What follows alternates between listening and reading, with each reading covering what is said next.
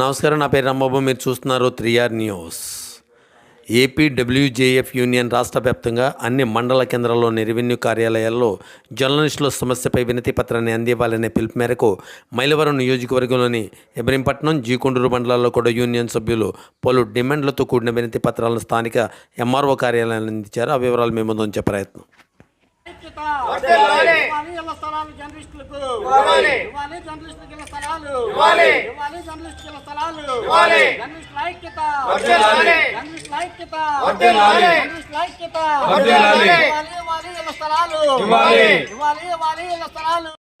ఇవ్వాలి అర్హులైన జర్నలిస్టులకు ఇళ్ల స్థలాలు, ఇవ్వాలి అర్హులైన జర్నలిస్టులకు ఇళ్ల స్థలాలు, ఇవ్వాలి అర్హులైన జర్నలిస్టులకు ఇళ్ల స్థలాలు, ఇవ్వాలి అర్హులైన జర్నలిస్టులకు ఇళ్ల స్థలాలు. జర్నలిస్టుల ఐక్యత, జర్నలిస్టుల ఐక్యత, జర్నలిస్టుల ఐక్యత, జర్నలిస్టుల ఐక్యత, జర్నలిస్టుల ఐక్యత. ఇవ్వాలి ఇవ్వాలి నూతన అక్రిడేషన్ కార్డులు, ఇవ్వాలి ఇవ్వాలి నూతన అక్రిడేషన్ కార్డులు.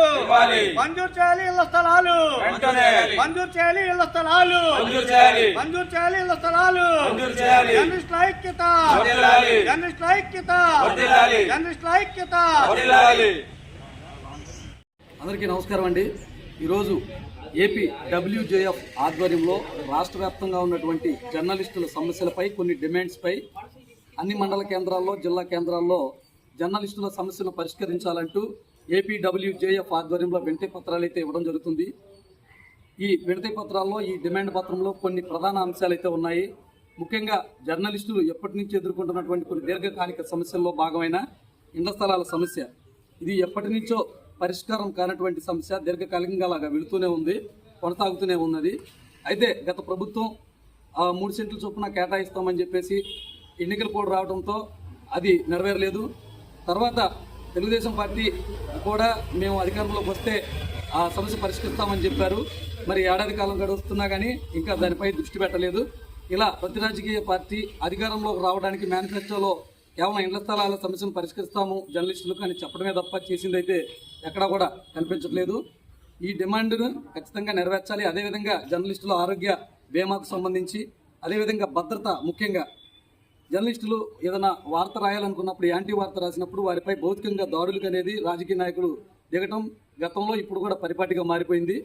అయితే ఇలా దాడులు జరగకుండా వీరి వార్తల్ని చక్కగా మన రాజ్యాంగంలో పేర్కొన్నట్లుగా మనకి భావ ప్రకటనని స్వతంత్రంగా ప్రకటించుకోవడానికి అనుకువగా మరి హోంమంత్రి ఆధ్వర్యంలో హైపవర్ కమిటీ అనేది ఏర్పాటు చేయాలి. జిల్లా స్థాయిలో ఎస్పీతో కూడా ఇదే నివేదిక కమిటీ అనేది ఏర్పాటు చేయాలని డిమాండ్ చేస్తున్నాం.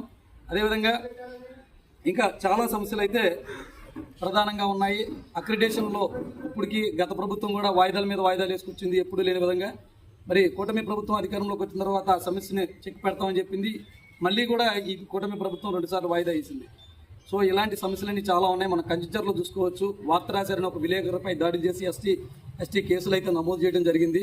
ఇలా భావ ప్రకటన హక్కుని, పత్రికా స్వేచ్ఛను హరించే విధంగా అయితే భౌతికంగా దాడులు జరుగుతున్నాయి.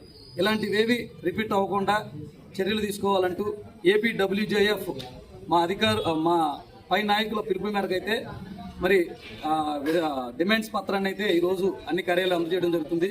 మా సమస్యలు ఖచ్చితంగా మరి మీరు సమస్యలు కృషి చేయాలని చెప్పేసి